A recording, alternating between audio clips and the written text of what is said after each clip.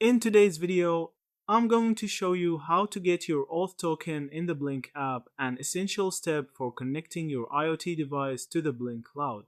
This token is what links your hardware to your Blynk project. So let's walk through it step by step. First, open the Blynk app on your phone. On the main dashboard, tap the plus icon to create a new project. Enter a name for your project, then select the device you're using like ESP8266, ESP32, or Arduino. After that, choose your connection type, for example Wi-Fi or Ethernet. Once everything looks good, tab Create.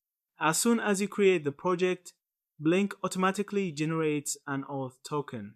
A message will pop up saying, Auth token sent to your email. This means the unique token has been delivered to the email linked to your Blynk account. Now, go ahead and check your inbox. Look for an email from Blynk. It will contain your Auth token. Simply copy it and save it, because you'll need to paste it into your device's firmware code to establish the connection. But let's say you missed the email or accidentally deleted it, don't worry.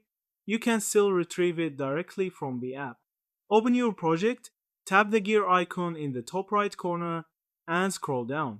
Here you'll see the Auth token displayed with options to copy it or resend it to your email. And that's it. You now have your Auth token ready to go.